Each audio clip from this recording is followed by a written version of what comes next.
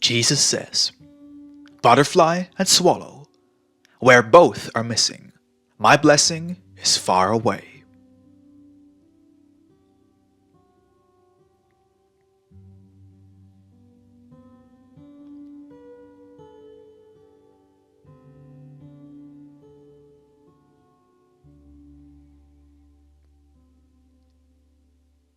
Your sister asks for clarification concerning the nature of the swallow and the butterfly in the spiritual sense, or what spiritual archetypes lie hidden beneath these two images of my realm of creation.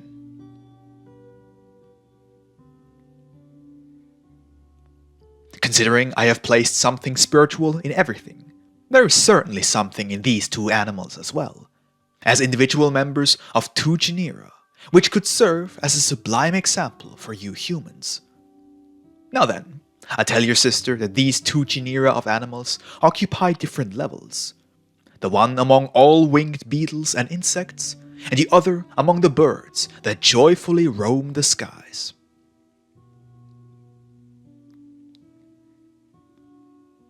So, before we can get to the clarification, we must first answer this question.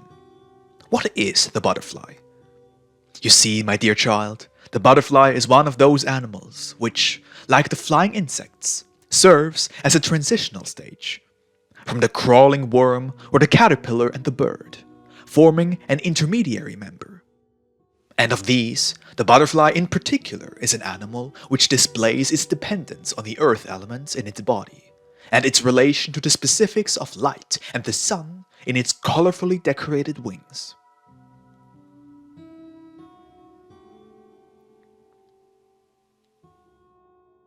The metamorphosis, transformation, of the butterfly and its entire species, first gathering the appropriate natural components as a worm and caterpillar, and then, as a butterfly, spiritualizing them through the products of the sunlight, namely the finest flower nectar, gives you, my dear children, a beautiful example for your own activities and lives. So much so that I cannot but entrust this knowledge to you and explain it in more detail. And so, listen. The worm crawls in the dust, and the caterpillar feeds on the interior of the tree and the buds of shrubs. With this, they both draw in and absorb elements from the earth.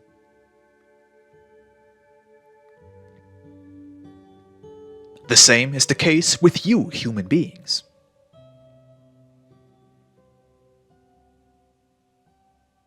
From childhood on, you too are mostly given only worldly things, by the presently conventional system of education, and your puerile hearts are filled to the brim with superficial sciences.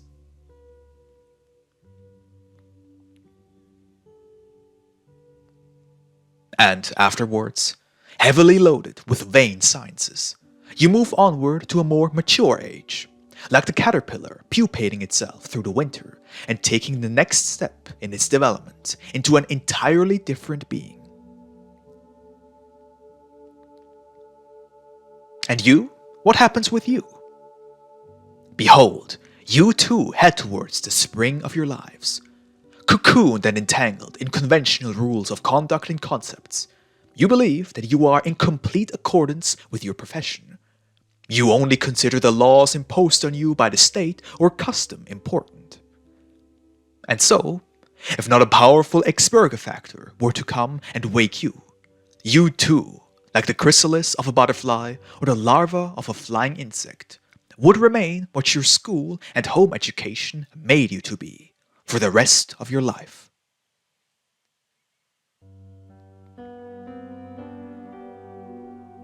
But, as with the butterfly in its chrysalis, the image of its future existence is already forming.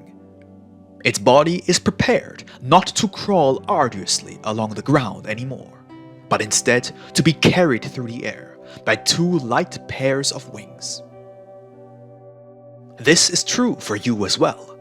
Despite all the erroneous education, within you human beings, there is enclosed a more elevated and spiritual man, which has merely been covered over, but not destroyed. This inner man, as is the case with the chrysalis of the butterfly, only requires the right push in order to burst the larva, so his wings may grow out, and he, as a free and lofty being, can spread his wings in the warming rays of the sun and enjoy an elevated and spiritual life. Together with his newly acquired sucker, replacing his previous trophy, he now has the ability to nourish himself with the product of the sunlight from the equally ranked members of the plant kingdom, the flowers clothed with colors, for the continued preservation of his being. This is the case with you too, my dear children.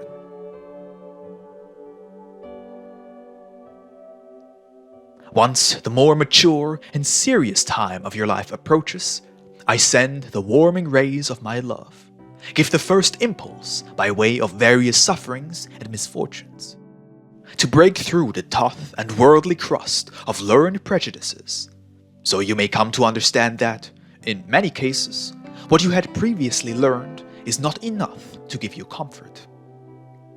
The inner spiritual man stirs, pounds on his worldly carapace, and wishes to spread his wings, for he feels that he has been created for a more elevated existence than the one to which you want to condemn him.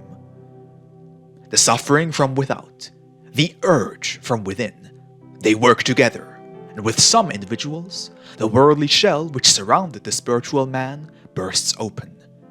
Then, free like a butterfly, rejoicing and giving thanks, he floats towards the sun, warming his spirit, and he feels at ease, basking in its rays.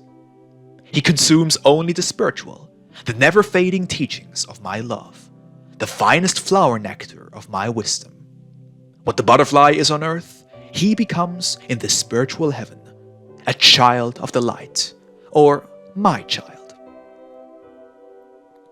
Understand the butterfly in this way, and just as it rejoices in its life, adorned with the most beautiful colors in the delicate dust that covers its wings, you too shall strew the wings of your souls with the pollen of divine qualities, and you shall prefer the sunlight nourishment of my divine love and wisdom to the lowly bustle of the world and all other foods. This, my child, is the symbolic wisdom which a heart that has turned to me can draw from the butterfly and its appearance in nature. May you too become what the butterfly is, and you will always be able to enjoy my Sun of Grace in the serene flight of the Spirit through the wonders of creation.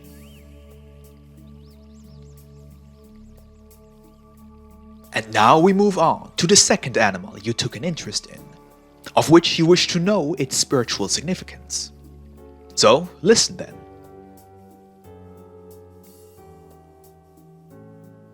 At the very start, I already said that what the butterfly is among the flying insects, the swallow is among the birds.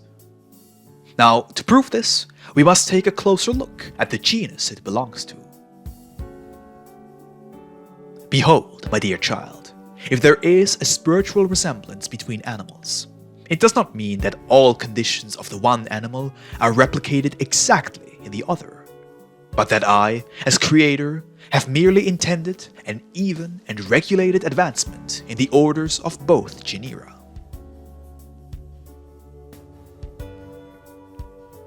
Now look, among the birds there are various species. Their differences lie either in their plumage, singing, or body structure, according to the food they consume, to transform the lower into the more elevated.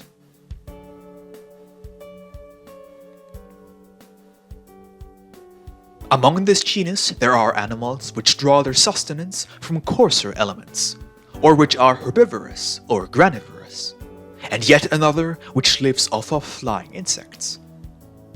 And again, those insects themselves are, in their own genus, the most developed sunlight gatherers, in spiritual respect. See the fly, chapter 11, the fly as light and life gatherer. Now, the latter of these food sources is exactly what the swallows, the birds you take such a liking to, depend on, and this is exactly how they resemble the butterflies, namely that they too consume only the finest food, so that from them the next stage of their development may emerge. The bird genus endowed with a nobler song. All spiritual aspects are already gathered in the organism of the swallow, which, although nearly mute or merely expressed in the form of simple chirping, can only transform into jubilant voices, a song of thanksgiving to me, in the more elevated genus that follows the swallow. And so, the swallows are animals which, nourished by the product of the sun, always make friends with man, who too stands in closer proximity to the spiritual sun.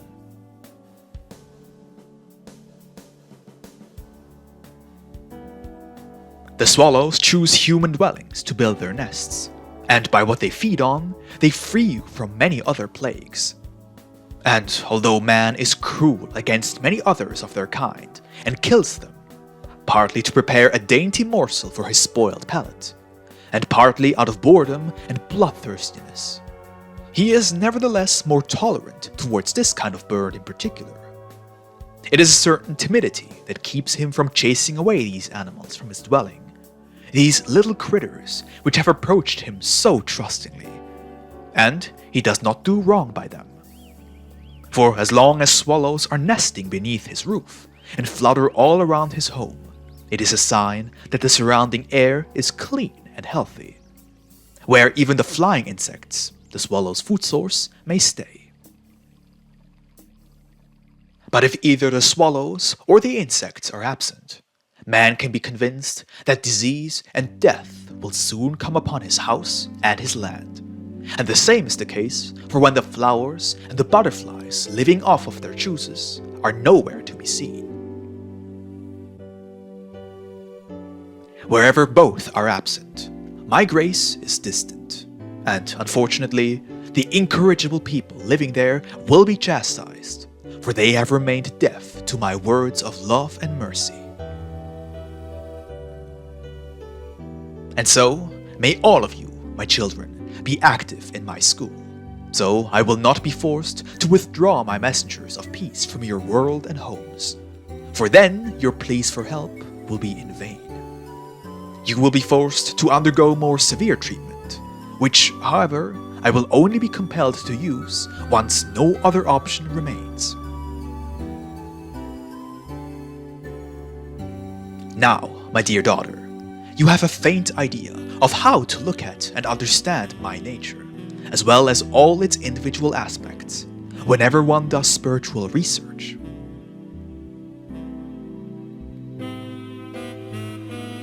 However, the fact that many more interesting and curious things could be said about both of these animals, you can certainly imagine. For they are God's creatures, and as such, their significance is infinite as well. Amen.